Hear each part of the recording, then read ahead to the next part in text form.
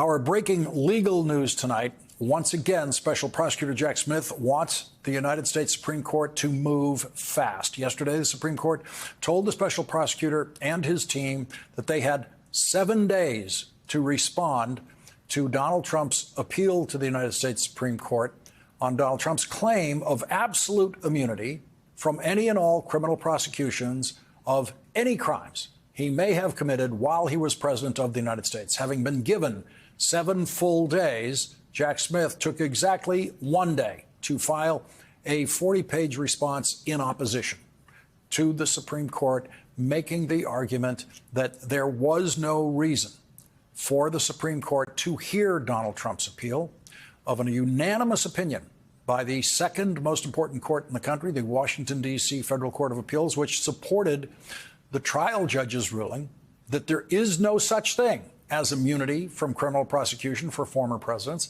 The arguments on both sides are restatements of what they argued to the appeals court, which accepted literally every word of Jack Smith's argument and rejected every word of the Trump argument. Jack Smith told the Supreme Court that if they do take the case, they should move as fast as the Supreme Court moved when they ruled unanimously against Republican President Richard Nixon, when they ordered President Nixon in 1974 to comply with a subpoena for audio tapes of his White House conversations.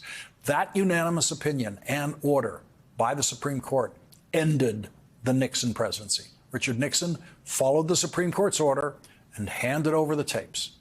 Nixon realized he was caught on those tapes committing crimes, so he quickly resigned the presidency to avoid being impeached and convicted in the United States Senate. He made that decision to resign after a small group of Republican senators went to the White House to tell the president the vote count he was facing on impeachment. The leader of that Republican group was the most conservative Republican Senator Barry Goldwater, who had been the last Republican nominee for president before Richard Nixon. Barry Goldwater, who could be as tough and stern as anyone in the Senate, said he was, quote, very, very upset about the evidence of Richard Nixon's participation in obstruction of justice. Barry Goldwater said, it really shook me up. The evidence really shook him up. After the Republican senators meeting with Richard Nixon in the Oval Office, Barry Goldwater told the New York Times that he told the president that the vote for impeachment in the House of Representatives would be nearly unanimous. That was his phrase, nearly unanimous. And he said that President Nixon would get at least 85 guilty votes in the United States Senate. Speaking to reporters in the White House driveway after leaving that meeting, Senator Goldwater told the reporters, I don't even know yet how I would vote if it came to the Senate. I will be guided by what I hear and what I believe. Everyone who knew Barry Goldwater, including Richard Nixon, took that to mean Barry Goldwater would vote guilty. And that means it is possible that the guilty vote in the United States Senate would have been nearly unanimous, if not unanimous. Because even the most hardcore Republican in the Senate, Barry Goldwater, refused to defend Richard Nixon's criminality.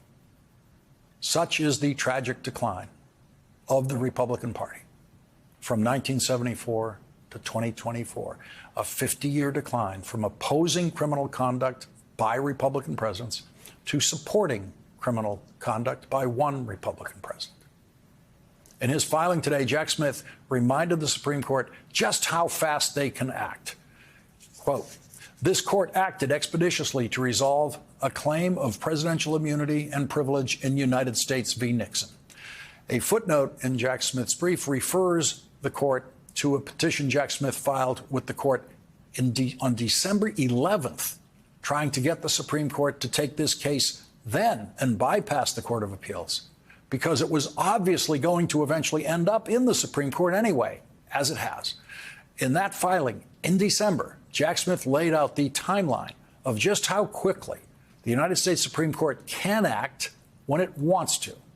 Quote, on May 24th, 1974, the special prosecutor sought certiorari. The court granted certiorari a week later.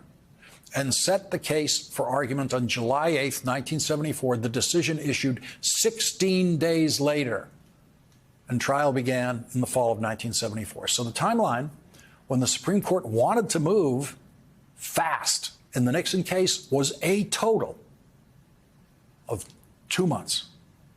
From the first filing requesting that the Supreme Court hear the case to the day the Supreme Court issued its opinion. 2 months. If the Supreme Court had taken this case when Jack Smith asked them to on December 11th, and if they followed the Nixon schedule, they would have issued their opinion on this case on Monday of this week, 2 days ago. And instead, on Monday of this week, the Trump lawyers filed their request for the Supreme Court to take over the case. So the Supreme Court already let 2 months pass on this case, which was completely unnecessary, unless, after refusing to take the case themselves 2 months ago, they decide that the work done by the Circuit Court of Appeals is so thorough and fully acceptable to them that they reject Donald Trump's request to hear another appeal of the case. And then the case could quickly be returned to the trial schedule in Judge Tanya Chutkan's courtroom. On the last page of Jack Smith's brief today, after telling the Supreme Court there is no reason for them to take the case, he then suggested a schedule for the Supreme Court if they do decide to take this case. Jack Smith told the court if they decide to take the case, that Donald Trump's lawyers should be forced to file their appeals brief 10 days after the Supreme Court agrees to take the case, and that Jack Smith should then be required to file his brief 7 days thereafter, and that the Trump lawyers could then be allowed to file a reply brief 5 days thereafter. That allows a total of 3 weeks for all of the briefs to be written, submitted to the court, after the day the Supreme Court agrees to take the case. If today is any indication of the speed of Jack Smith's team, they probably would not use all 7 days to write their brief, so it could be a few days shorter than 3 weeks. It can be done. It has been done. When the stakes were this high once before in 1974, when a criminal president was seeking the protection of the United States Supreme Court, the United States Supreme Court quickly and unanimously refused to protect the Republican president of the United States in an opinion written by Chief Justice Warren Burger, who was appointed by Richard Nixon, whose presidency Chief Justice Burger, in effect, destroyed with that unanimous opinion.